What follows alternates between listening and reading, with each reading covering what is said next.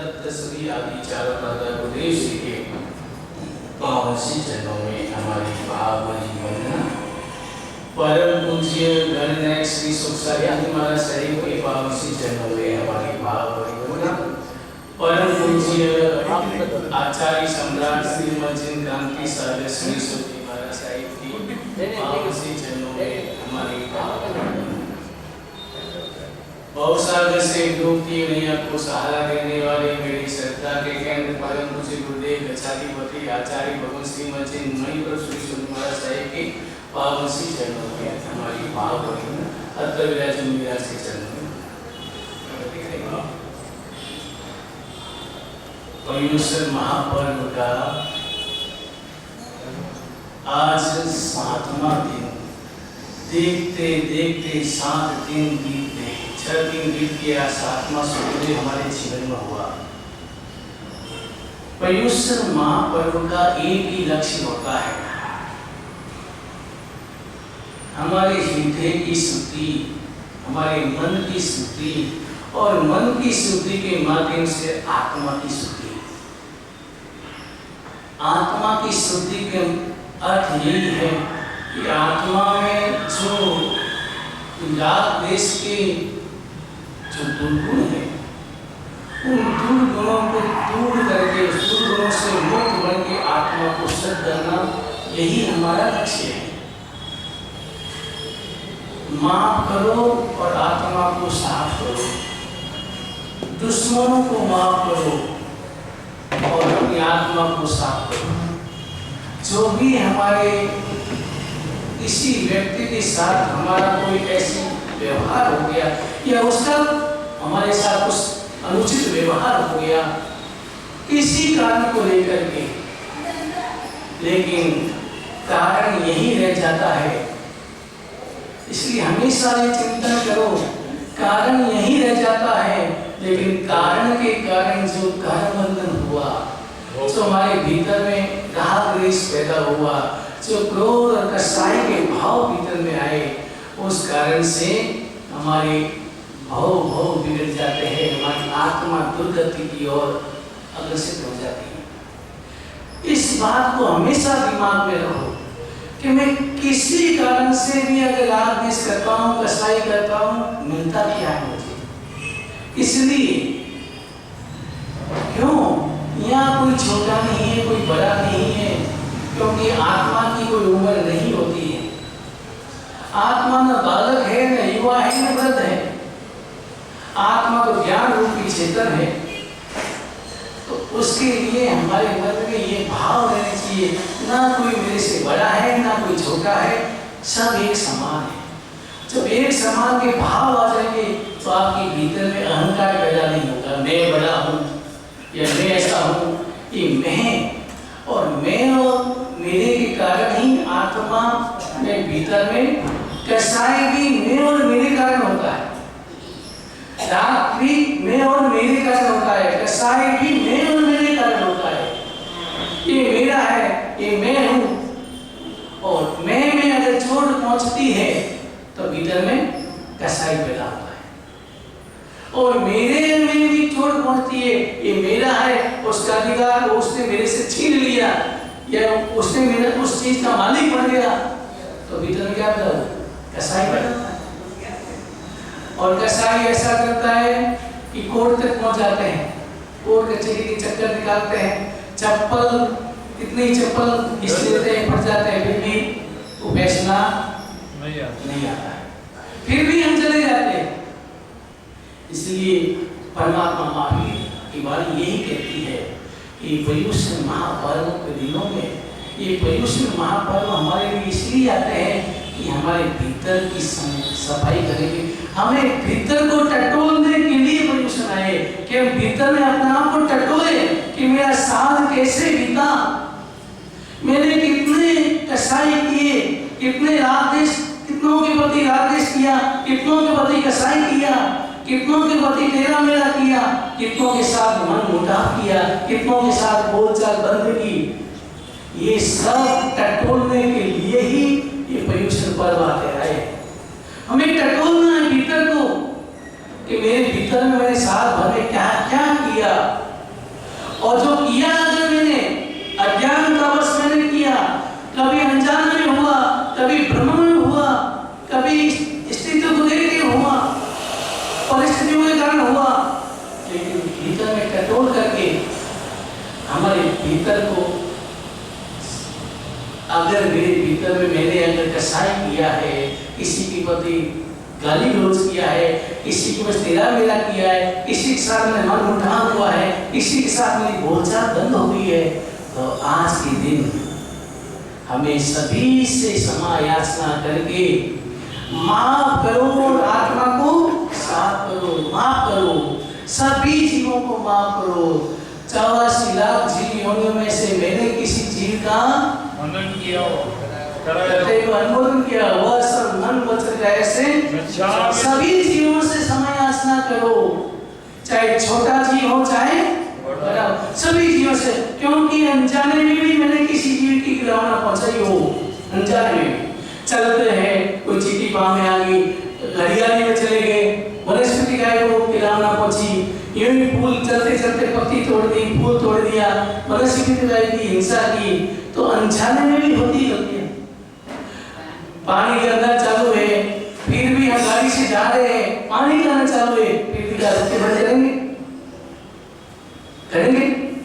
अगर परमात्मा का यही होगा तो उसके मन में करुणा रहेगी, दया रहेगी, तो वो तुरंत रुकेगा और नल को बंद करेगा, क्योंकि अपकाई जीवों की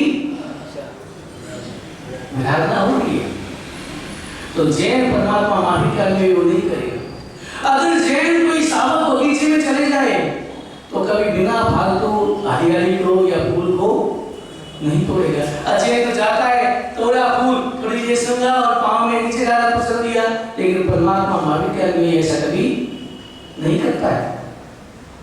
परमात्मा ज्ञान में कभी वो धूप में या हरियाली में नहीं चलता।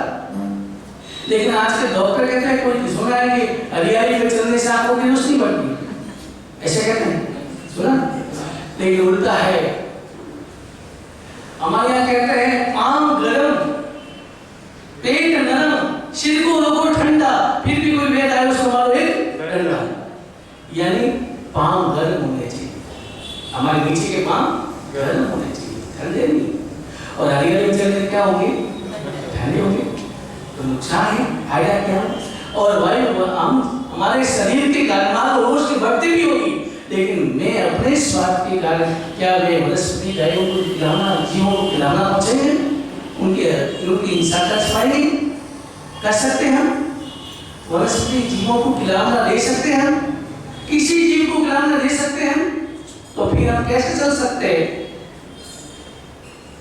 इसलिए अनजाने में भी किसी जीव की खिलाना पहुंचाई, हमें किसी जीव को खिलाना पहुंचाई हो, तो उसके लिए आज के दिन याद करना है, याद करके पश्चाताप के भाव जगाने हैं, सभी जीवों से क्षमा याचना करनी है, और कल फिर समस्त प्रतिबंध करना है। यहाँ विधान क्या है? पहले क्षमा याचना करो, साफ हो, शुद्ध बनो, फिर समस्त प्रतिबंध करो। अगर प्रतिबंध कर रहे हैं और भीतर में किसी के प्रति द्वेष के भाव है, राग द्वेष के भाव है, तेरा मेरा के भाव है, तो प्रतिबंध आपका सार्थक नहीं हो सकता, लाभ नहीं हो सकता, उस प्रतिबंध से कर्म निष्ठा हो नहीं सकती, आत्मा की शुद्धि हो नहीं सकती। इसलिए आज के दिन हमें सभी से क्षमा याचना करनी है, चाहे किसी के साथ भी बोलचाल बंद है, कसाई भाव है, कुछ हुआ है, मन मुटा हुआ है, गलतफहमियां हुई है, कुछ भी हुआ है, आज के दिन हमें क्षमा याचना करनी है। बड़ा छोटे का भेद नहीं सोचना, मैं बड़ा हूं, मैं कैसे क्षमा याचना करूं? हमारे यहाँ शास्त्र क्या कहते हैं? चेला अहंकारी है तो गुरु को चाहिए वो आसन से उठ के जाए चेले के पास, शिष्य के पास, और उससे क्षमा याचना करे। यहाँ गुरु को भी कहा है, शिष्य नहीं करता है तो गुरु को चाहिए वो जाके क्षमा याचना करे। यहाँ कोई बड़ा छोटा नहीं होता है। इसलिए आज के दिन हमें क्षमा याचना करनी है। एकदम मन को निर्मल और शुद्ध बनाना है और समष्टि प्रतिगुण करना है। अगर समष्टि प्रतिगुण के बाद भी अगर हमारे भीतर में राग द्वेष कसाई के भाव रहते हैं तो हमारा सम्यक फल समाप्त हो जाएगा।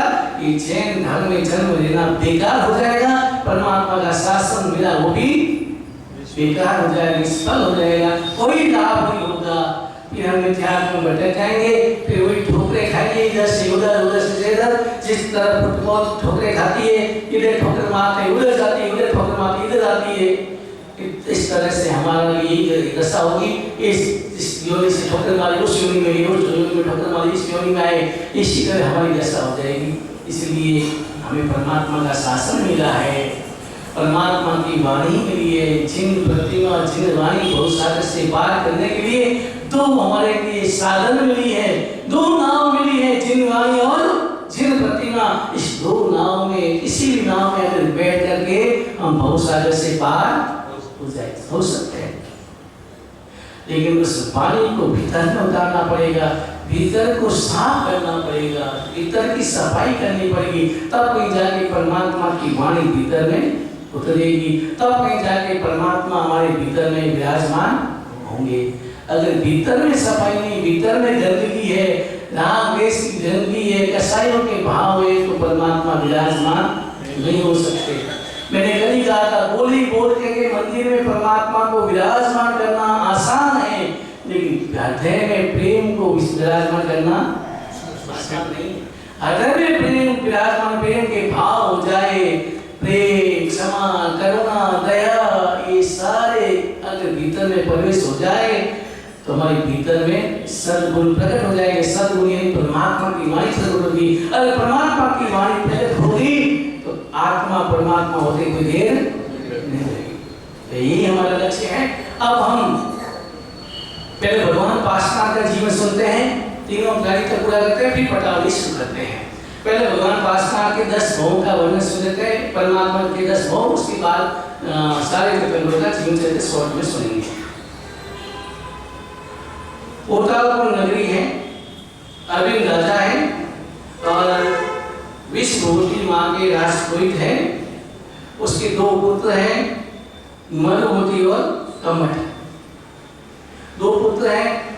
जब विश्वभूति का राष्ट्रपुरोहित का स्वर्गवास हो जाता है तो बड़े लड़के कमठ को राष्ट्रपुरोहित पद दिया जाता है, लेकिन कमठ की मानसिक दशा, मानसिक विकार भीतर में पैदा हो गए और उसकी नजर एक दिन मनुभूति की पत्नी स्नान करके बाल सुखा रही थी, ऐसे खड़ी थी और कमठ की नजर पड़ गई और कमठ उसकी बाहर की सुंदरता में उलझ गया और बाहर की सुंदरता उलझ करके भीतर में विकार पैदा हो गया।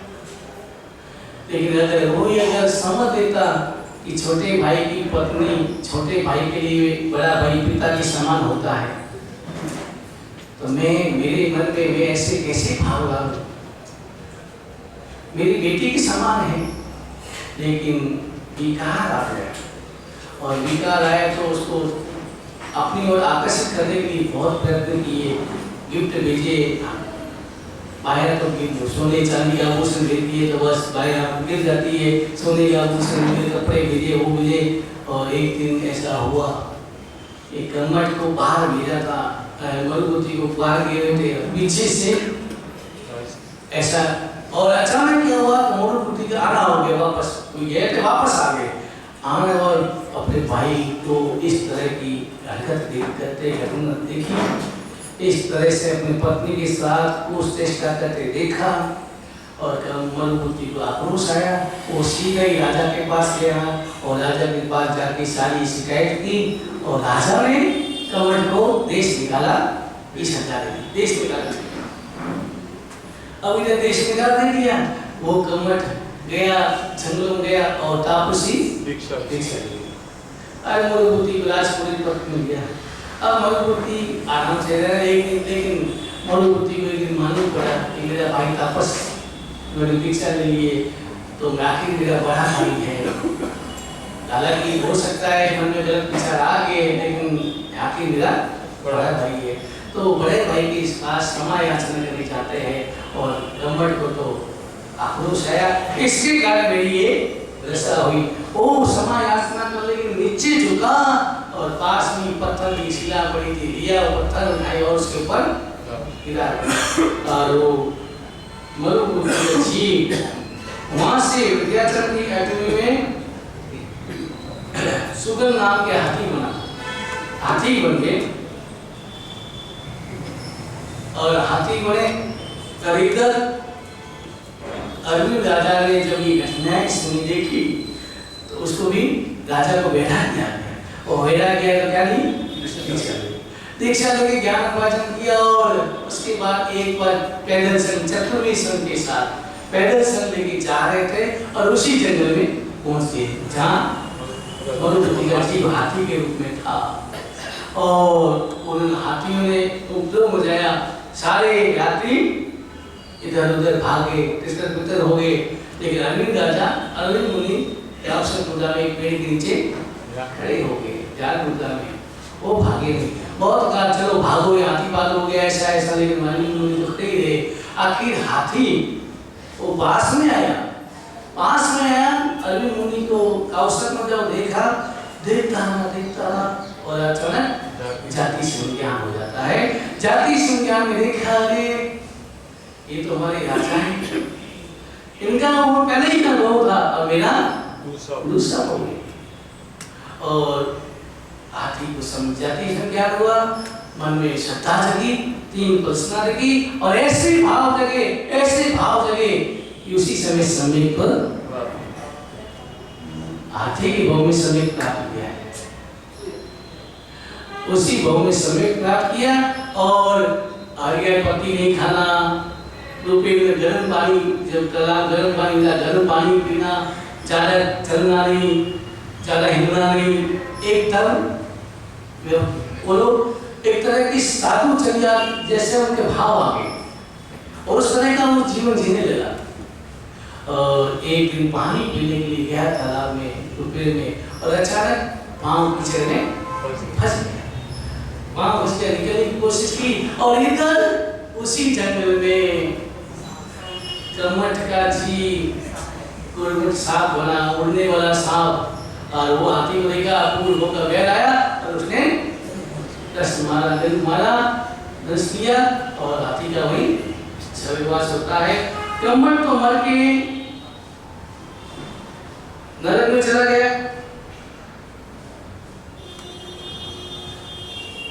और मरुभूमि का जीव 8 में देव बने, कमठ का जीव 5 में नरक में पहुंच गया। चौथे भाव में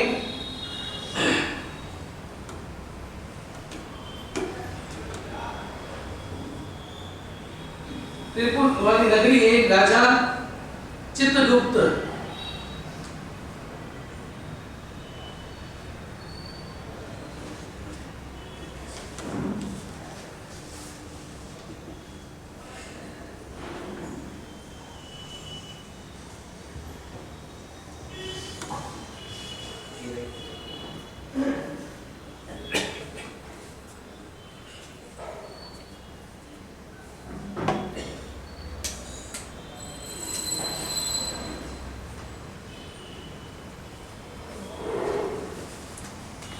नगरी के राजा विरुतुमाली के वहां पुत्र रूप में जन्मे। किरण वेग नाम रखा। युवा अवस्था में राज्य चलाते हुए वैरागी हुए और संयम लेकर के तीसरे भाव में चौथे भाव में जन्म युवराज हुए, राज चलाए। फिर उसके बाद वैरागी आया और संयम लेकर के जंगल में ध्यान करने लगे और उसी जंगल में कमठ का जीव सर्प बना और मुनि को देखा, पूर्व भाव का वैर उत्पन्न हुआ और मुनि को दंश मारा। और वहां से मुनि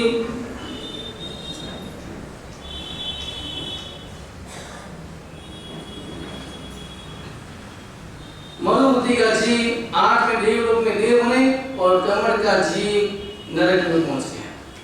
छठे भाव में पश्चिम मागधे में राज की वृंदावती नगरी के यहाँ पुत्र रूप में जन्मे। वजन नाम रखा और सेन पास दीक्षा लेकर के जंगल में ध्यान कर रहे थे और कमड़का जी उसी नरक से निकल करके भीड़ उत्पन्न हुआ उसी जंगल में। मुनि को देखा पूर्वों का वैर भीतर में पैदा हुआ और उसने तीर से मुनि के प्राण हट लिए और इस प्रकार मरुभूति का जीव देव बने और नरक कमल का जीव 7वें नरक में पहुंच गया। 8वें भाव में पोतापुर के राजा कुमार बहु के पुत्र रूप में जन्मे। माता ने 14 सपने देखे। स्वर्ण नाम रखा। युवा अवस्था में राज्य प्राप्त कर 6 खंडों पर विजय प्राप्त करके चक्रवर्ती पद प्राप्त किया। अंत में संयम लेकर के 20 स्थान तक की आराधना करके तीर्थंकर गोत्र का उपार्जन किया और कमल का जीव नरक से निकल करके मुनिराज के सीएम बने और उस मुनि को देख करके पूर्व होकर उस वैर पैदा हुआ और मुनि पर आक्रमण किया और वहां से मरुभूति का 10वें देवलोक में 20 साल वाला आयुष्य वाले देव बने और कमल का जीव नरक में पहुंच गया। अब यहाँ 10वां हो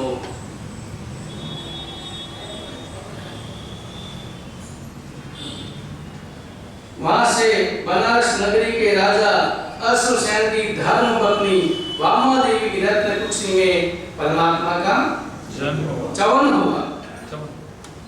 चैत्र चौथ के दिन बनारस नगरी के राजा अश्वसेन की धर्म पत्नी माता वामा देवी की कुक्षी में परमात्मा का जन्म होता है। परमात्मा ने 14 सपने देखे। बाकी सब 24 सपने तो भगवान महावीर के जीवन में हमने सुना, वैसे ही 14 सपने देखे, सपनों का अर्थ बताया। उसके बाद जब समय व्यतीत हुआ माता को दोले भी आते हैं तो दोले में ही आते हैं तीर्थ यात्रा गंगा सारा फलू जो भी दोले आते अश्वसेन महाराजा उसके दोले पूर्ण करते।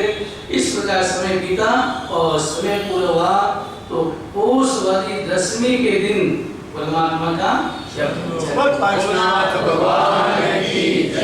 परमात्मा का जन्म हुआ। छप्पन कुमारी अपना आचार निभाते। 56 कुमारी का भाग्य देखे इतना सौभाग्यशाली मात्राएं होती है पुण्यशाली। क्या उनमें कोई पूर्व होंगे पुण्य किए होंगे तो आज सबसे पहले जन्म उत्सव मनाने के लिए सबसे पहले उनको ही पता चलता है और वो अपना आचार निभाने आती है, परमात्मा की भक्ति करती है। अपने अपने कोई दर्पण लेके, कोई पंखा लेके, कोई कलश लेके, कोई स्नान कराती है, कोई केंद्र बनाती है, कोई दात्री बनाती है। परमात्मा की इस प्रकार अपने आचार निभाती है। तो 56 कुमारी वाला फिर इंद्र का सिंहासन का पाए मानना, इंद्र के द्वारा फिर बाद में अवधि ज्ञान से देखना कि परमात्मा का जन्म हुआ तो वहां से आगे बढ़ते 7 कदम और नमो 17 से परमात्मा की स्तुति करते हैं और फिर बनारस नगरी आते हैं और आकर के माता परमात्मा को वंदन करते हैं, माता को प्रणाम वंदन करते हैं और उसके बाद माता को अपनी निद्रा दे करके पंच रूप धारण करके मेरु पर्वत पर ले जाते हैं और परमात्मा का जन्माभिषेक मनाते हैं। उसके बाद वापस आते हैं, परमात्मा को स्थापित करते हैं, फिर अपने स्थान पर चले जाते हैं। फिर परमात्मा बाल के नामकरण होता है। बुआ ने नामकरण रखा कि मेरी माँ ने कहा जब आए तो सांप पास में से गया इसलिए इनका नाम क्या रखा पास कुमार। सांप जो जरूरत में है सांप पास में गया तो माँ ने इसका नाम सुझाव दिया बुआ को पास कुमार रखे तो पास कुमार नाम रखा। उसके बाद जब बड़े हुए अब उसके बाद आप प्रेमनंदारी दासी द्वारा सबको जन्म की महाराज को जन्म की बधाई सुनाई। सब खुश हुए। बंदी को कैद करे मुक्त किया, दान सराय बोली, 28 महोत्सव किया, पूरा नगर सजाया। सब परमात्मा के जन्म उत्सव करते हैं। उसके बाद से बच्चे परमात्मा बाल अवस्था में क्रीड़ा करते हैं और उसके बाद जब 5 साल के हुए तो परमात्मा को पाठशाला ले गए। पाठशाला ले गए, माता पिता ने उनको गुरुकुल में ले गए और इंद्र महाराज ने देखा। इंद्र महाराज अपना आचार निभाने के लिए ब्राह्मण का रूप धारण करके आते हैं और परमात्मा से प्रश्न करके जन्म व्याकरण की रचना करते हैं और उसके बाद इंद्र महाराज अपने रूप में आए, स्वरूप में आकर कहते हैं इनको पढ़ाने की जरूरत नहीं है, ये बिना पढ़े लिखे हैं, ये 3 ज्ञान के स्वामी हैं, इनको पढ़ाने की आवश्यकता नहीं है। युवा अवस्था में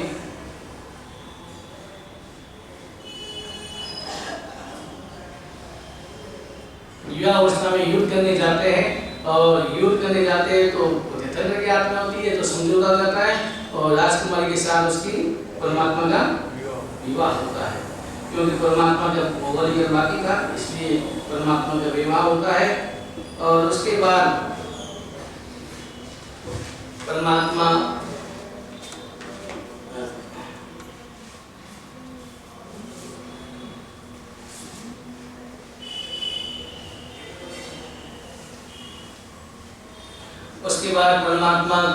युवावस्था में भोग भोगते हुए वैराग्य समय दीक्षा का समय नजदीक आता है, नो गिविंग आते हैं, युवा आते हैं और जैसे नंदा करते हुए परमात्मा से विनती करते हैं कि परमात्मा दीक्षा लेकर के कर्म क्षय करके केवल ज्ञान प्राप्त करके चतुर्विंश संधि स्थापना करे, ऐसा निवेदन करते हैं। तो उसके बाद परमात्मा 1 साल पहले 1 वर्ष तक वशीदान देते हैं, और वशीदान देने के बाद पौषवती 11 के दिन अशोक वृक्ष के नीचे 5 चम्मच घोष करके परमात्मा दीक्षा देते हैं, और चौथा मन पर ज्ञान उत्पन्न होता है। उसके बाद परमात्मा विचरण करते हैं, और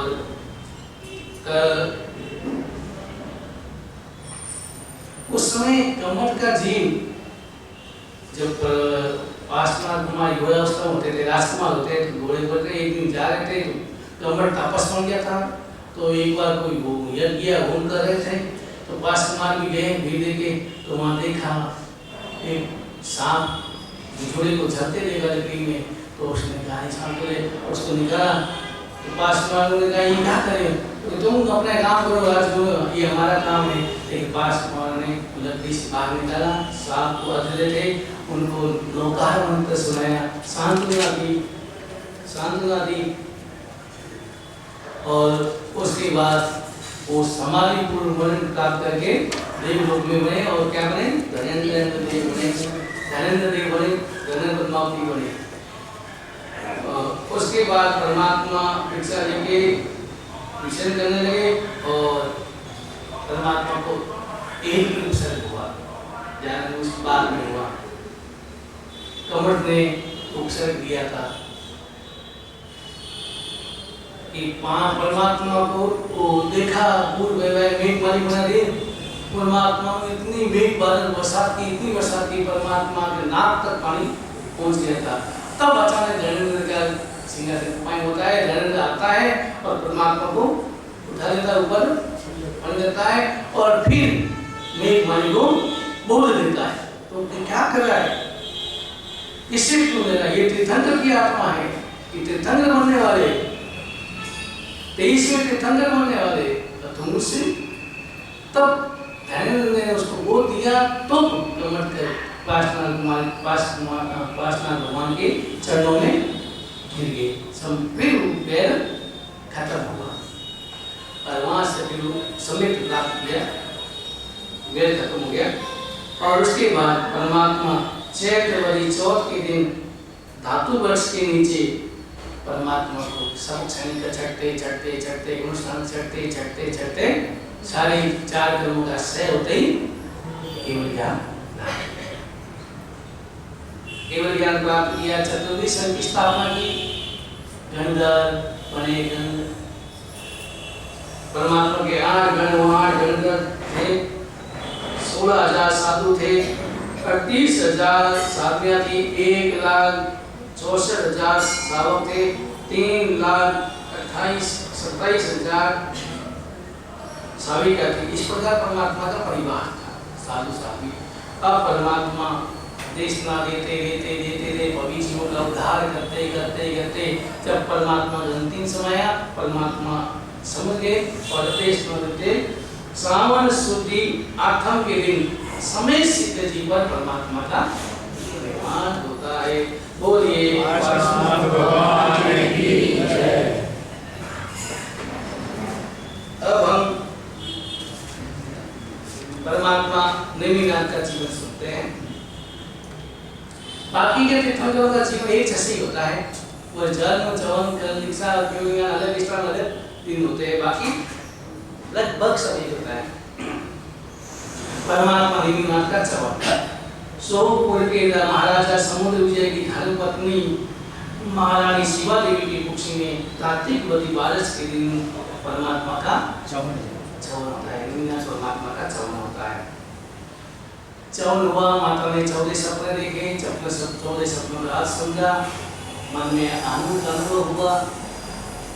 शिवा देवी के मन में खुशी छा गई और आनंदित होती हुई अपने आप को सौभाग्यशाली मानती हुई दिन व्यतीत करने लगी। सावधानी पूर्वक सखियाँ सब सावधान करती है, धीमे चलो, ऐसा करो, सब सखियाँ दासी की सखियाँ होती है, वो सावधान करती है, ध्यान देती है।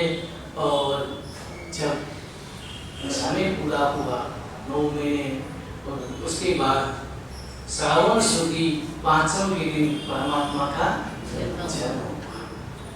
जन्म होते ही 56 कुमारियां आचार्य बाती इंद्र महाराज जाते सकल से परमात्मा की स्तुति करते, 5 रूप बनाते, पर्वत ले जाते, जन्माभिषेक करते, वापस आते हैं। इस प्रकार परमात्मा का जन्मोत्सव मनाते हैं। प्रियवंदा दासी वहाँ पर आके समुद्र विजय जी को जन्म की बधाई देते हैं, जन्मोत्सव मनाते हैं। ठाट बाट से पाठ दान सारा बना, सारा जो परमात्मा मामिक की हुआ वैसे ही पार्श्वनाथ भगवान के भी जन्मोत्सव मनाते हैं। और उसके बाद परमात्मा धीरे धीरे बड़े नामकरण हुआ और नामकरण में नेम कुमार नाम रखा। और उसके बाद जब परमात्मा बढ़े गए, 5 साल के 5 साल लगे, इंद्र अपना आचार्य माता है, फिर अपने स्वरूप में आके कहने को पढ़ाने की जरूरत नहीं है। उसके बाद परमात्मा जब बड़े होते हैं, अब यहाँ नीलकंठ भगवान का भोगालीकरण बाकी नहीं थे, नीलकंठ भगवान की भोगालीकरण बाकी नहीं थे। लेकिन युवा अवस्था में आया तो एक कोटुल कृष्ण भगवान का शंख बजा दिया, और शंख बजाया तो इतना बजाया कि सारे समुद्र हिल गए। तो कृष्ण भगवान आई, कौन है? मेरा शंख उठा ही नहीं सकते कोई, बजाने की बात तो कौन है? आके देखा तो नहीं को शंख बजा दिया और चक्र भी उठा लिया। तो कृष्ण भगवान को संशय हुआ, शक्तिशाली को मैं लिए तो मुझे परीक्षा लेनी है, शक्तिशाली कौन है? तो कृष्ण भगवान ने परीक्षा लेने के लिए अपना हाथ ऐसा किया और नीम कुमार को मेरा हाथ नीचा करो, और नीम कुमार ने ऐसा कहा हाथ नीचे जैसे गाड़ी घुमाते वैसे नीचे कर दिए। और जब कृष्ण भगवान ने ऐसा हाथ किया, कृष्ण भगवान पूरा लटक गए तो भी हाथ नीचे नहीं कर सकते। क्यों? तीर्थंकर की आत्मा थी, तीर्थंकर की शक्ति। ये तो वासुदेव थे, कितने वासुदेव उनके इंद्र बनते, चक्रवर्ती बनते, और कितने चक्रवर्ती बनते इंद्र बनते, और कितनी इंद्रों की शक्तियां बनते एक तीर्थंकर भी होते। तो कृष्ण भगवान के मन में संशय गया, एक बल है, इसका बल छीन करना है। मन में संशय इतनी आकाशवाणी होती है कि चिंता मत करो, ये तो युवा अवस्था में संयम लेंगे, संयम लेकर के कर्मों का सही करके केवल ज्ञान करेंगे चतुर्विषय की स्थापना करके भविष्य जीवों को मोक्ष का मार्ग बताएंगे। ऐसी भविष्यवाणी हुई, फिर भी कृष्ण भगवान के मन में इसका बल तो क्षय करना है, ताकत को कम करनी है। और ताकत कम कैसे करेंगे? शादी करेंगे। तो लेकिन कृष्ण भगवान मौन होते हैं, नीलकंठ भगवान मौन शादी की स्वीकृति नहीं देते थे। माँ कभी बोलती तो ही टाल देते हैं, लेकिन कृष्ण भगवान ने शादी तो उसको करानी है। तब एक बार उनकी जल पीड़ा करने लगी उनकी महारानी के साथ, कृष्ण भगवान की पत्नियों के साथ, राधा और भी रानी जो थी रानी उनके साथ पीड़ा कर रहे थे। रुक्मणी के साथ, राधा तो शादी नहीं थी, राधा थी ऐसी कोई है, लेकिन रुक्मणी के साथ तो पीड़ा करते करते रुक्मणी ने उनकी रानियों ने कृष्ण भगवान की रानी ने कहा शादी के ऐसा है वैसा है, वो शादी की महिमा बताने लगी, लेकिन कृष्ण भगवान मौन रहे। तो उन्होंने मौन स्वीकृति मान ली। कभी कभी ऐसा आता है, मौन रहना भी कभी कभी उल्टा हो जाता है। आप मौन रहते ही लोग आपकी मौन स्वीकृति मान लेते हैं। कोई गलत काम हो रहा है और आपने मौन धारण कर ली तो आप भी वो स्वीकृति मान लेते, आप उसमें शामिल हो जाते हैं। इसलिए इसलिए सही जगह बोलना भी पड़ता है। तो मोहन और कृष्ण भगवान ने तो जल्दबाजी में सगाई भी कर दी। इसके बाद भी राजमती के साथ सगाई की और बारात लेके शादी बहुत जल्दी निकाल दिया। बारात लेके पहुंच गए और वहाँ पशुओं की पुकार सुनी। पशु इकट्ठे किए हुए थे। अब यहाँ दो बातें हैं। शादी चौमासे में कैसे नहीं हुई सर? चौमासे में शादी नहीं की।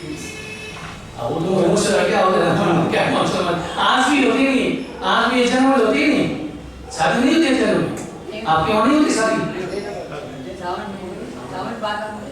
होती है नहीं होती, अपनों में नहीं होती, जन्म में होती है। अच्छा नहीं होती तो वो तो सिद्धार्थ महाराज थे और कृष्ण भगवान को जल्दी करना था। वो तो अपने मन में संशय नहीं होना चाहिए, क्योंकि परमात्मा की वाणी है, कल हो सकता है अपने मन में ऐसी भाव संशय होना ही नहीं चाहिए। ये आपकी व्यवहारिक बातें हैं, व्यवहारिक बातें व्यवहार में चलती है, यहाँ नहीं चलती। यहाँ जो परमात्मा की वाणी है वो ही हमें श्रद्धा से स्वीकार करनी चाहिए, कोई तर्क वितर्क नहीं होना चाहिए। तो परमात्मा की बारात लेके पहुंचे, पशुओं की पुकार सुनी। मैंने वहाँ एक जगह पढ़ा भी था, कोई कहते हैं कि उन पशुओं को इसलिए इकट्ठा किया था कि उन पर रात के लिए भोजन बनेगा, ऐसा। लेकिन एक व्यक्ति ने, विद्वान व्यक्ति ने तर्क किया है कि वो तो परमात्मा के अन्वयी थे नहीं ना, भगवान तो, और वो भी धर्म परमात्मा के अन्वयी थे, धर्म के जानकार थे। तो धर्म के जानकार व्यक्ति ऐसे हिंसा नहीं कर सकते। तो इसलिए वो कहते हैं पशुओं को इसलिए रोका कि बारात जा रही थी, बारात में डिस्टर्ब नहीं हो, परेशानी नहीं हो, तो थोड़ी देर बारे में रोक दिए। शाम को अपन चराने जाते नहीं, शाम को घर वापस एक साथ घर आते इकट्ठा होके, तो वैसे घर जा रहे थे तो बारात लेके थोड़ी देर रोक दिए। लेकिन पशुओं तो रोका तो वे भी रोकम के जल्दबाजी होती घर पहुँचने की, तो थोड़े चिल्लाए। तो नीलकंठ भगवान को मन में करुणा आई, अरे ये पशुओं को बेचारे पीड़ाना हो रही है, दुखी हो गए। तो नीलकंठ भगवान को पशुओं से को मुक्त कर दिया और वापस मुझे ऐसी शादी ना, पशुओं की खिलाना होती है, ऐसा होता है। वैसे भी शादी का युग था कि परमात्मा जानते थे शादी होने वाली, मेरे भोला भी बाकी नहीं तो कैसे होगी। तो रथ को वापस मोड़ा, गिरनार की ओर रथ को मोड़ा। राजीमती को मालूम पड़ा, राजीमती दौड़ी दौड़ी आई। आप गीत गा रहे हो, मारा नेम जी तो रण तीरथ क्यों मोरियो। आता गीत कितनी बात कहते हैं और नीना भगवान कैसे जवाब देते हैं। आज भाव की भी थी कितने एकदम में भाव में, और नीम कुमार ने राजीमती को बोल दिया। राशिया कहने लगी, संख्या कहने लगी, यार क्या हुआ, वो चले गए। राजकुमार तो बहुत है, शादी थोड़ी हुई थी। लेकिन नीम राजीमती क्या कहते हैं, मेरे तो नाथ एक है, वो है। और नीम कुमार ने उसको भी बोल दिया और गिरनार पर्वत पर पहुंच गए। रथकोमणि गिरनार पर पहुंच गए और सावन सुदी छठ के दिन रेवताचल उद्यान के अशोक वृक्ष के नीचे परमात्मा ने दीक्षा ली थी। चौथा पंचमुष्टि दोष, हर तीर्थंकर पंचमुष्टि दोष कहते हैं।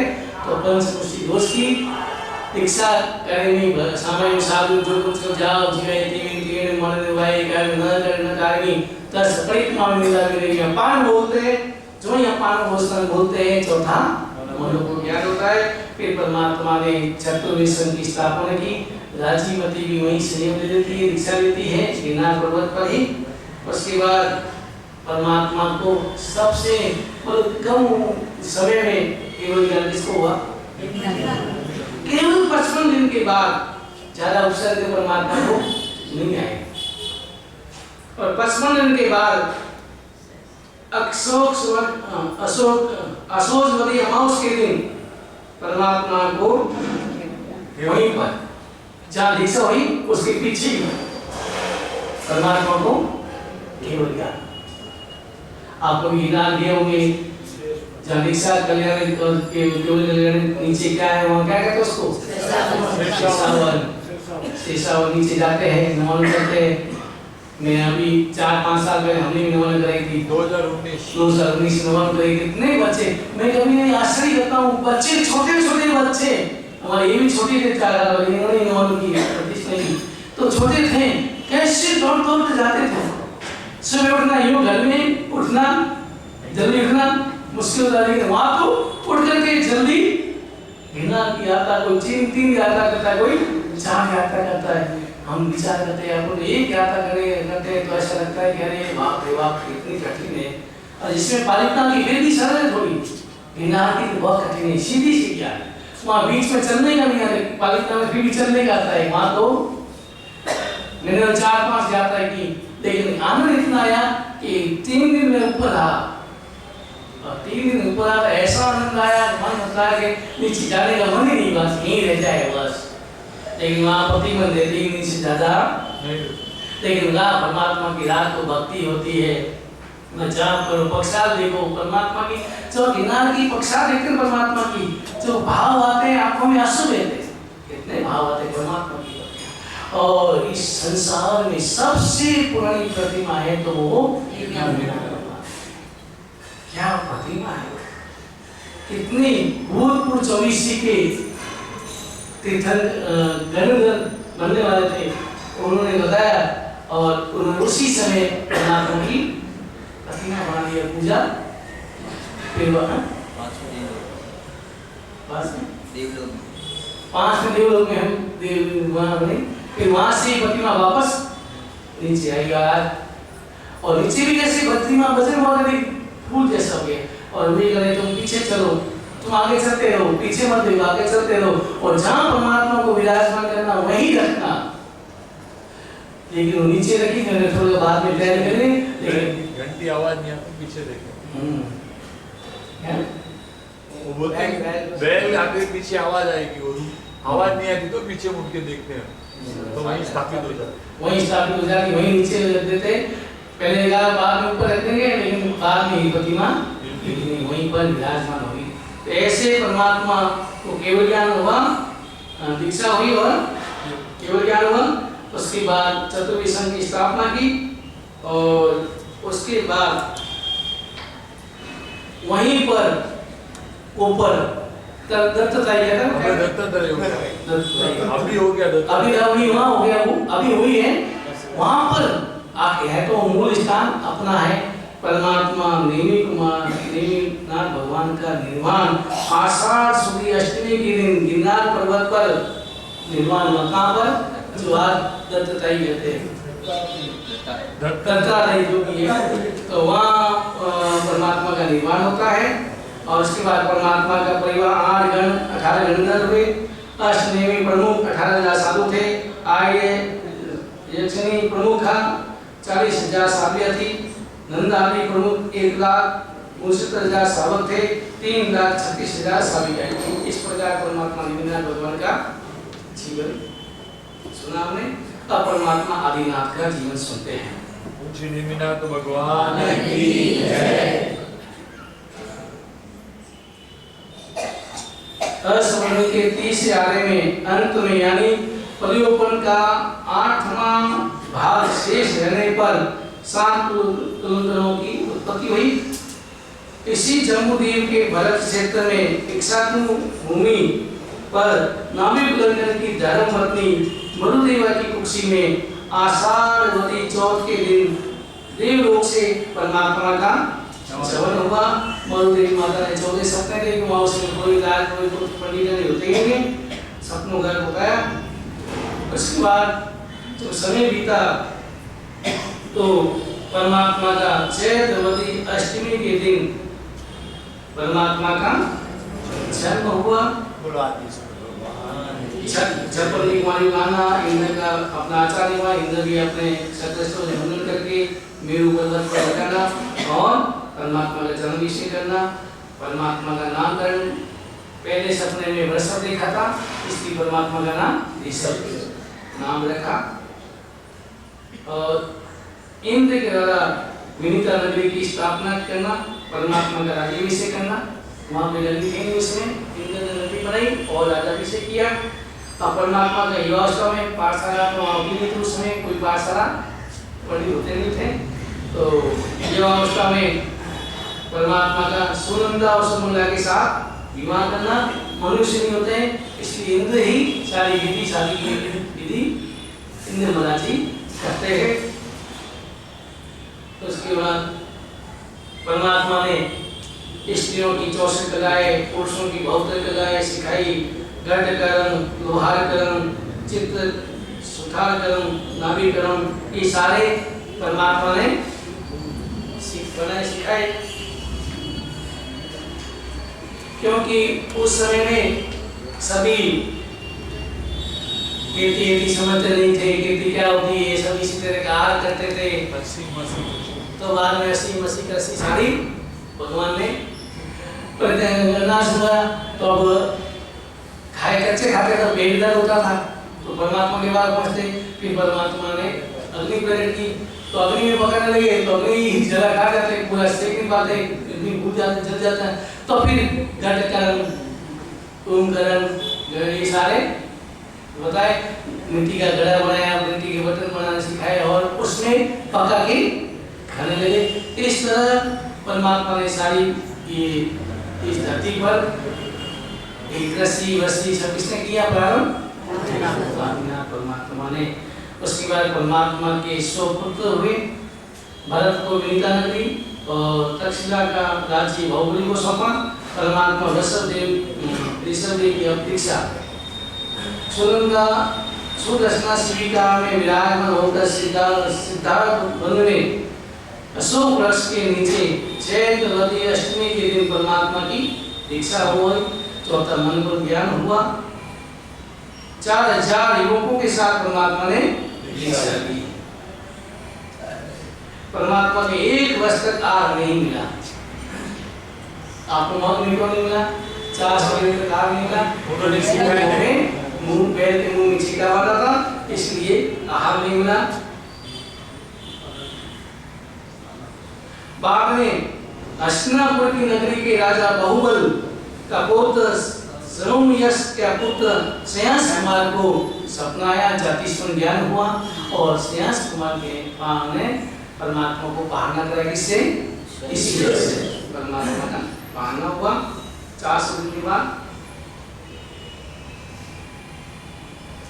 और परमात्मा विचरण करते करते कर्म का क्षय करते हुए सगट मुख उद्यान के वर के पेड़ के नीचे 14 लड़के सहित भागवती एकादशी के दिन आषाढ़ नक्षत्र में परमात्मा को केवल ज्ञान हुआ।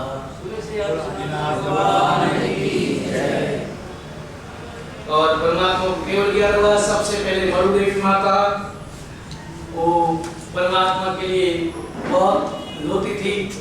बोल बोल बोल आदेश वाला की थारी मासूम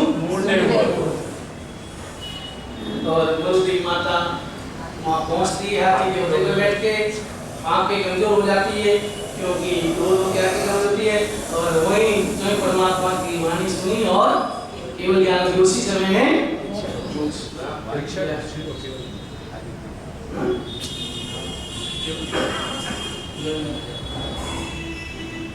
केवल ज्ञान हो गया। और उसके बाद परमात्मा कुल आयुष्य लेके 20 लाख वर्ष कुमार अवस्था में होगी। 63 लाख वर्ष राज्य सुख होगा। कुल 83 लाख वर्ष पूर्व ग्रस्त अवस्था में रहे। 1 लाख वर्ष केवल ज्ञान अवस्था में रहे और 84 लाख की कुल आयुष्य पूर्ण करके चारों कर्मों का क्षय करके नाश करके परमात्मा का अष्टावक्र पर परमात्मा का निर्माण होता है। अष्टावक्र पर एक नदी अष्टावक्र की कोई शोध हुई है, बता रहे कौन से हिमालय पर्वत पर कैलाश पर्वत पर ऐसा बता रहे कि कैलाश पर्वत पर ऐसा मंदिर है। अभी शोध करें लेकिन अभी अपन तो ये सोचते विलुप्त हो गया, लेकिन कैलाश पर्वत पर ये बताते हैं। परमात्मा का परिवार 84 गण थे, 84 गणधर थे, 84 साधु थे, 3 लाख साधवियां थी, 3,50,000 सालों 5,54,000 सभी गति। इस प्रकार परमात्मा आदिनाथ का जीवन आदिनाथ भगवान आदिनाथ बोलो श्री आदिनाथ भगवान की जय। अब हम पटावली सुनेंगे। अब ये कल पूरा हो जाता तो कितना अच्छा लगता वो पहले छड़ा है चलो 10:30 देखेंगे। अभी तो पूरा एक बस पटावली शुरू करते हैं। बाद में अभी 4:10 ही बजिए। परमात्मा की पाठ परंपराओं में, परमात्मा महावीर की पाठ परंपराओं में सबसे पहले सुधर्मा स्वामी विराजमान हुए। सुधर्मा के स्वामी के बाद जम्बू स्वामी, जो ऐसा में रहते थे, सुख सुविधाएं में डूबे रहते थे और कोई कमी थी नहीं, एक ही बेटे थे और आराम से ऐसा आराम करते और 8 युवतियों के साथ उनकी सगाई भी हो जाती है। लेकिन एक दिन जम्बू स्वामी ने सुधर्मा स्वामी की देशना सुनी और सुधर्मा स्वामी की देशना सुनते ही मन के अंदर कितनी हलोकर्मी आत्मा होगी। एक देशना सुनते ही वैराग्य पैदा। और आप तो कितनी देशना सुन ली लेकिन वैराग्य, क्योंकि आप सब मनुष्य भी बन के आते हैं। क्या बन जाते हैं? देव बन के आते हैं। ताकि बस जयकार करी, बाबा करी, बस आगे नहीं। अनुमोदना कर ली, बस अनुमोदना धारण किया था। अनुमोदना करने हम उसको कहते हैं ये कितने अच्छा, ये छोटी में दीक्षा लेगी। अनुमोदना के भाव आते हैं लेकिन खुद के देने के भाव नहीं आते। तो जम्बू स्वामी ने देशना सुनी और वैराग्य पैदा, संसार का बोध समझ में आया, आत्मा और शरीर का फेर समझ में आ गया। अनादिकाल से मैं ये करता आया हूँ, अनादिकाल से ये किया है। जन्म हुआ, बड़ा हुआ, स्कूल गया, उसके बाद युवावस्था में धन कमाया, उसके बाद शादी हुई, शादी में बेटे हुए, पोते हुए और चल बसे। फिर वापस वही पुनरावर्तन, वापस जन्म हुआ, उसी में वही कर्म चलता रहता है। ये तो अनादिकाल से करते हैं। लेकिन कभी मन संतुष्ट हुआ, तृप्त हुआ? कितना ही खिलाओ इसे कभी भूख नहीं मिटती, कितना ही पिलाओ इसे कभी प्यास नहीं, कितना ही सजाओ इसे आखिर एक दिन बिगड़ना। कितना ही शरीर को सजा दो, आखिर तो झड़ियाँ पड़नी। शरीर का स्वभाव है सड़ना, जलना और समाप्त होता है। अनादिकाल से रहता है। जम्बू स्वामी को समझ आ गई, वैराग्य आया और घर पे आके माँ को कहने लगे कि माँ मुझे आज्ञा दो, खाएगी तो मुझे भिक्षा देगी। सुधर्मा स्वामी के पास मुझे भिक्षा लेगी। माँ ने जो ये सुना मूर्छित हो गई। मूर्छित माँ के हाउस में लाया, क्योंकि पुत्र मोह जाता था। माँ ने बहुत समझाया। जम्बू स्वामी ने सजाया जाता तो सजाए कितना संभाव होता है। स्वार्थियो संसार छे जी, अस्थिर चंचल काय, माता दो आज्ञा स्वीकार। माँ ये संसार स्वार्थी है, शरीर भी चंचल है, कोई नहीं है कि नरक उसने कष्ट उठाए, नरक निगोद में कष्ट हमने खूब उठाए, इस कष्ट से क्या करना। माँ बहुत समझाती है, लेकिन माँ ने, बाप ने एक हमारी इच्छा तो पूरी हो, एक बार पुत्र वधू दो, मुंह दिखा दो। जम्बू स्वामी ने माँ की बात रखने के लिए 8 कुमारी के साथ शादी कर ली। शादी की, लेकिन मन में उन्होंने संकल्प ले लिया था क्या कि मैं आजीवन ब्रह्मचारी का पालन करूंगा। नियम को उसी समय सुधर्मा स्वामी से ले लिया था। आज्ञा में दीक्षा लेनी, लेकिन नियम को उसी समय ले लिया था। और पहली रात में लेकिन माता ने सोचा पत्नी आएगी, पत्नी आपने वो देखेगी, रंग देखेगा, वो नाटक देखेंगे, मन भी गिर जाएगा, ऐसा हो जाएगा, कल्पना की। और उन्होंने एक बात देखो, इससे में प्रेरणा लेंगे। माता पिता ने पहले ही उनको 8 कुमारियों के घर में जाके बोल दिया था कि हमारे जम्मू स्वामी को वैराग्य हो गया है, वो कल दीक्षा भी ले सकता है। इसलिए पहले से सावधान कर दिया, आपको करना है तो करो, नहीं तो कोई बात नहीं। लेकिन लड़कियां विराट को मानेगा, संस्कारी वाला है, एक बार हो गया, नहीं कुछ भी हो, जिस रास्ते पे हो जाएंगे हम भी उसी रास्ते पे।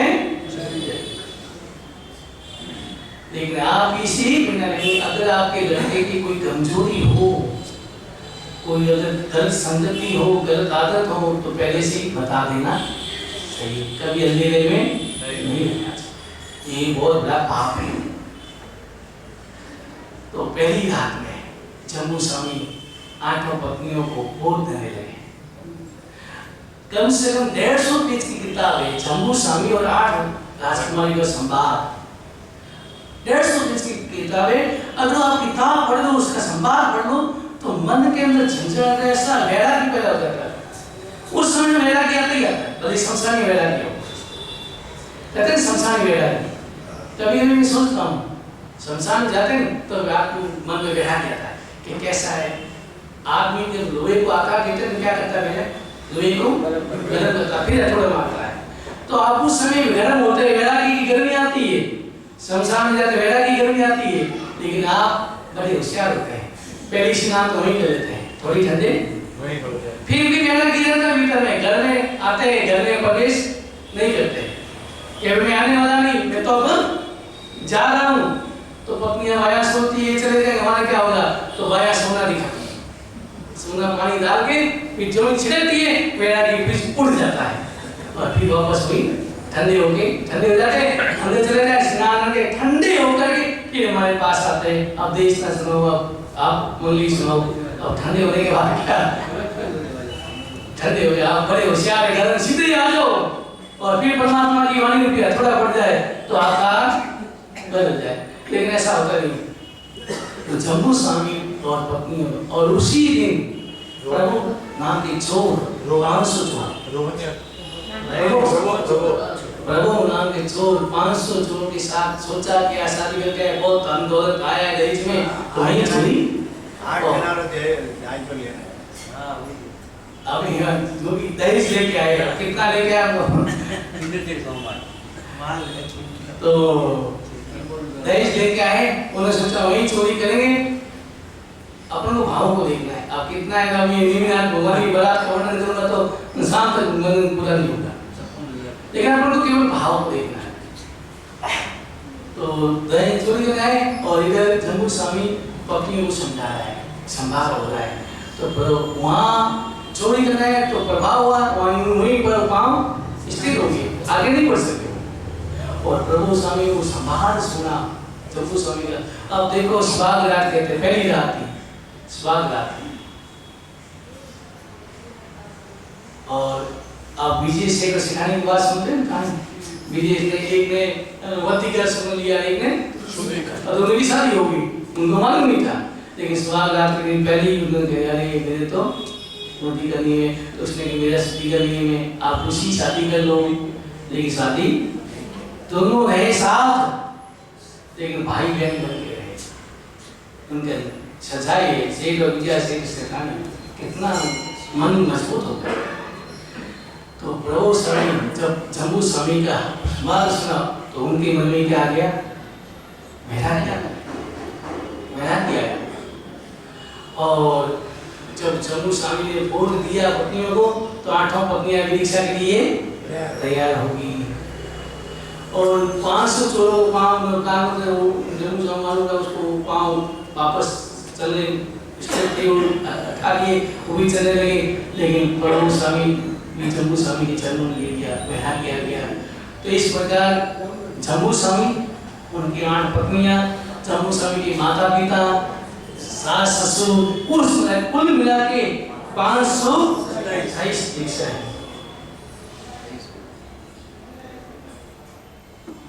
इस प्रकार 528 की दीक्षा हुई, लेकिन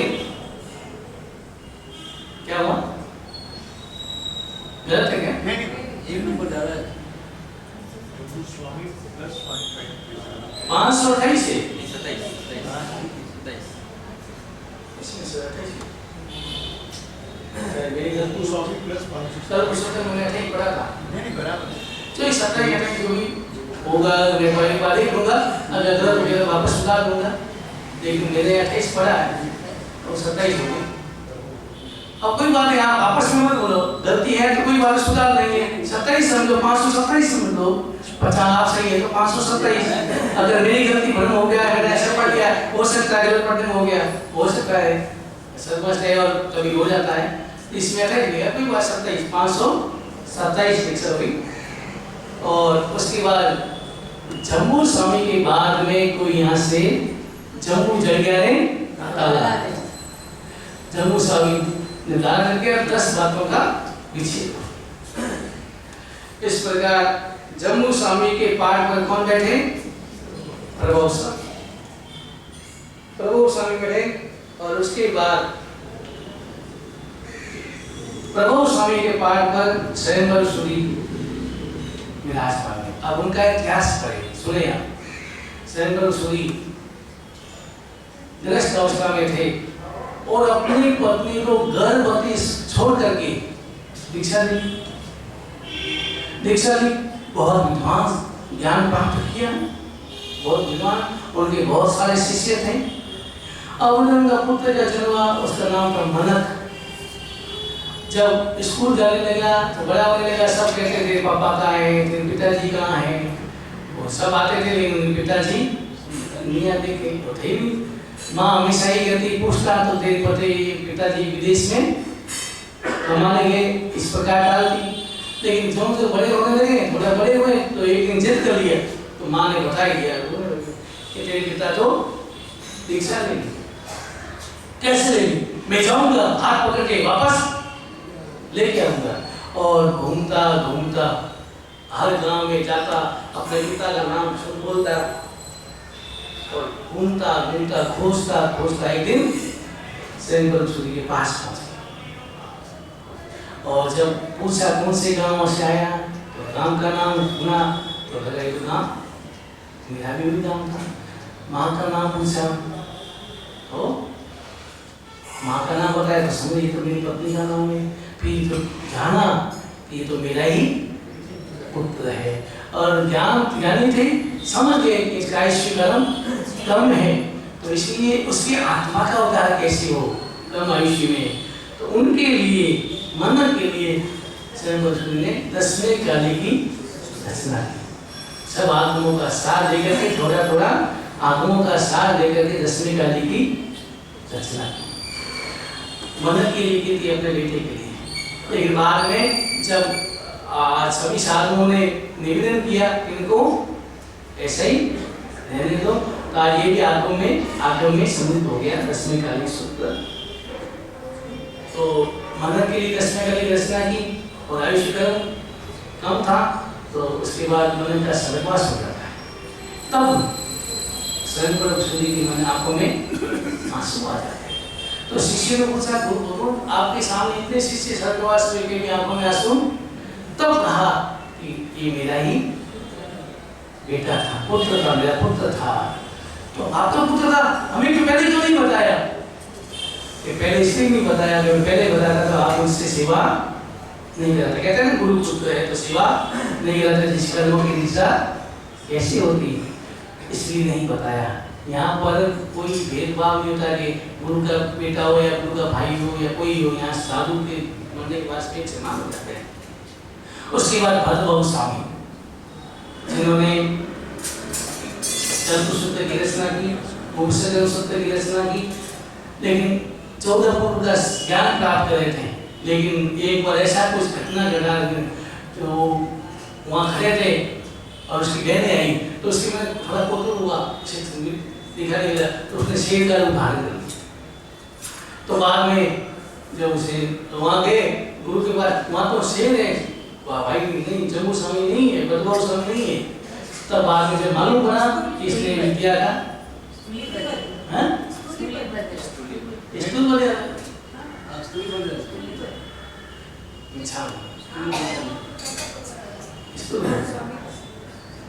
अच्छा भद्रबाहु स्वामी ने केवल पुस्तक की रचना की, पूर्वजन्म सूत्र की रचना की।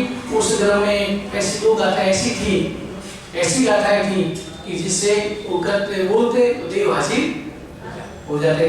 तो सब दुरुपयोग करने लगे, हर बात में उनको बोलने लगे। तो आखिर देव वो सभी के पास पहुंचे, निवेदन किया तो 2 गांठें भंडारा कर दी और जो 5 गांठों से श्रद्धा से पार करेगा मैं वहीं बैठा उनकी मनोकामना पूरी कर दूंगा। इस प्रकार भद्र गोस्वामी अब आता है स्थूलभद्र से। नंदन राजा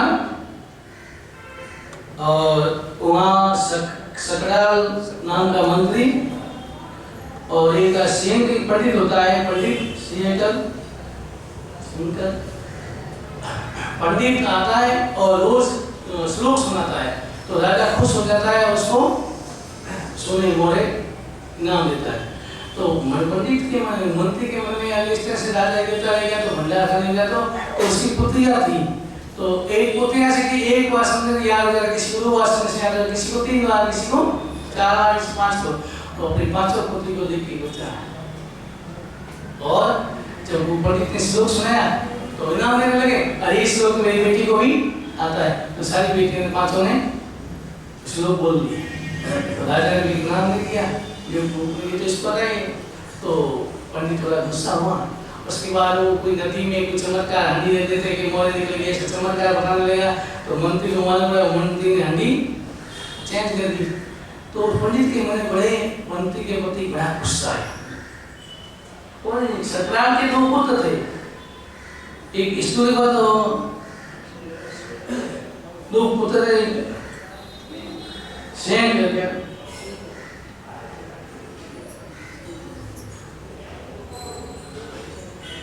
दो भाई थे, एक स्टोरी एक स्टोरी नाम बोला। तो 2 भाई थे। तो स्टोरी जब राजा मंत्री के प्रति उसको पंडित को आक्रोश आया तो मंत्री ने ऐसी चाल चली कि इधर राजकुमार कैसा बड़े हो गए थे, शादी होने वाली हो थी। तो मंत्री ने सोचा मैं उसको राजा राजकुमार को गिफ्ट क्या दूं, भेंट क्या दूं। तो मंत्री राजा के राजकुमार के लिए शस्त्र बनाने लगा, मैं शस्त्र नहीं दूंगा। तो इधर इस पंडित ने ऐसी अफवाह फैला दी बच्चों के लिए कि मंत्री राजा को मारने के लिए, राज हड़पने के लिए शस्त्र बना रहा है। और ये बात राजा तक पहुंची। राजा कान के कच्चे वहां पहुंच के पता चला शस्त्र बना रहा था, लेकिन मन में कोई भाव उसको नहीं थी। इसलिए बना रहा था राजकुमार को भेंट देने। लेकिन ये देखा तो राजा समझ गई कि मेरे को मारने के लिए शस्त्र बनाया, राज हड़प रहा है, तो उसको मारने के लिए। तो सकराल मंत्री ने कहा अपने बेटी को,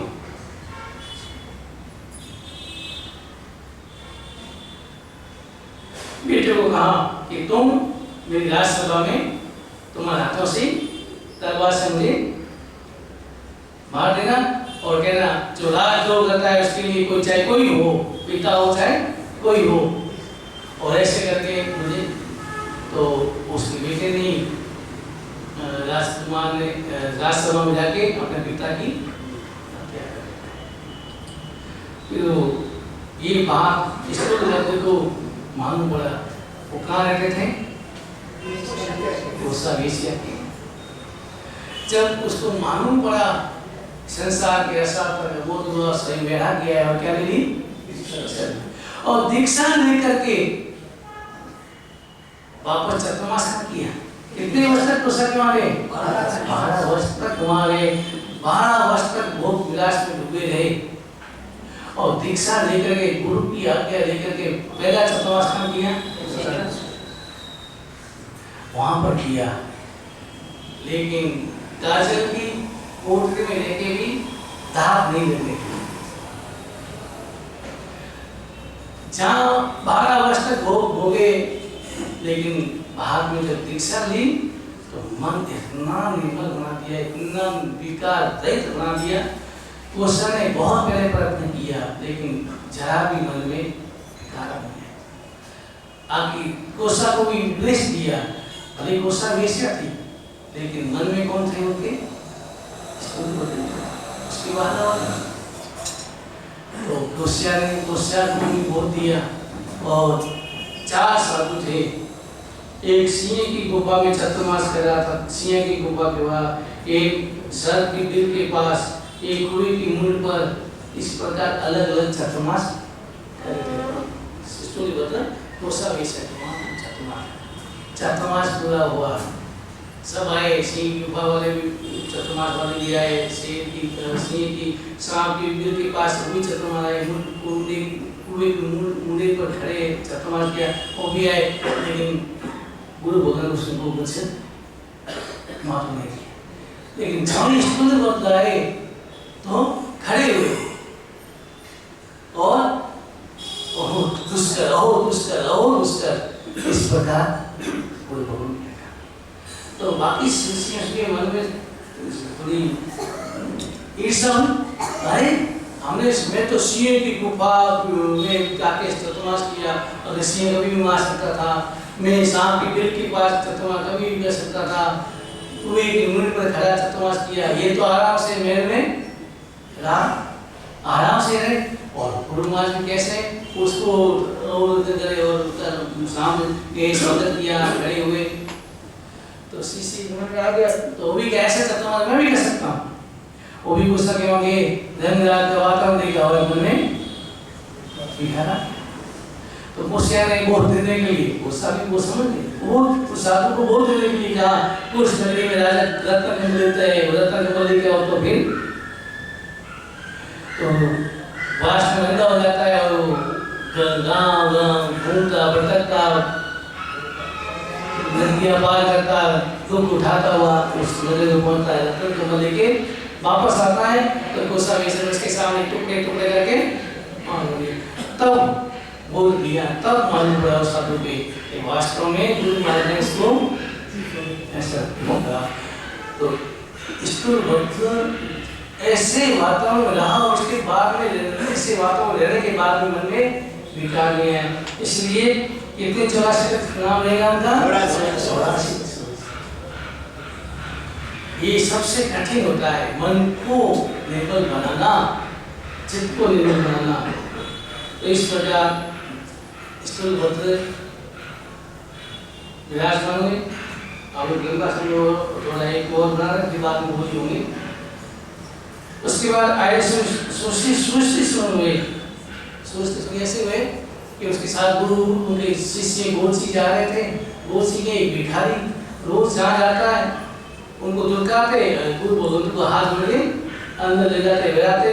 उसको सोचता ये क्या, मैं मानता हूँ तो मुझे दुर्काते और इनको हाथ जोड़ के अंदर ले जाते। लेकिन वो भी पीछे पीछे चला गया गुरु भगवान के पास। और क्या मुझे भी उसने कहा मैं भी ऐसे कपड़े दीक्षा ले लेता हूँ तो मुझे भी खाने को मिल जाएगा। तो सुश्री पहुँच गए सुश्री के पास और वहाँ जाके सुश्री ने उनका भविष्य देखा, यानी थे भविष्य देखा और उसको दीक्षा दी। अगर वर्तमान में कोई भिखारी को दीक्षा देने तो आप क्या कहेंगे कि हमारे चेले रखो कि भिखारी को दीक्षा देंगे।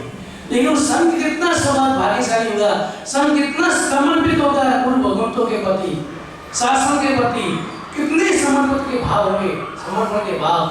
भिखारी को दीक्षा दी, जिस भिखारी को वही सेठ दुत्कारते थे लेकिन दीक्षा दे दी। और गुरु भगवंत ने कहा कि जो भी ये मंगाए वो रोज सिंगा के इसको दे देना। अब कितने दिनों के भूखे थे, सभी मंगा लिया, वो भी खाओ, वो भी लिया, वो भी लिया, वो भी लिया, वो भी लिया, भूखे थे और सभी लाके दिया। गुरु भगवान जानते थे इनका भविष्य, तो सभी लाके दिया और आहार खाया, गरिष्ठ आहार भी खाया, वो किया। तो जो लुका सुखा खाता था वो अचानक अगर गरिष्ठ आहार कर ले तो पेट में बातें पचा नहीं पाती है, इसलिए मांस बन करे, तपस्या करे तो डायरेक्ट कभी आहार खाते गरिष्ठ आहार करते हैं, धीरे धीरे धीरे धीरे धीरे से उसके बाद ही अपन खाना प्रारंभ करते। तो गरिष्ठ आहार कर लिया, सब खा लिया, भूखा था तो पेट में सूल पैदा हुई। तो सारे सेठ लोग जो पहले दुर्कारते थे उसको वो सभी सेवा कर रहे। तो उसकी भिखारी के मन में आने देखो मैं भी पहले भिखारी, ये लोग दुर्कारते थे, ये प्रभाव किसका है, तो संयम की भावों की अनुमोदना की, संयम की अनुमोदना की, भावों से अनुमोदना की, संयम के भाव की अनुमोदना करते रहे और करते करते उसी रात्रि में उनका स्वर्गवास है। और क्या बनते हैं? संप्रति महाराज। भिखारी से क्या बन गए? राजा बन गए। ये किसका प्रभाव? संयम का प्रभाव।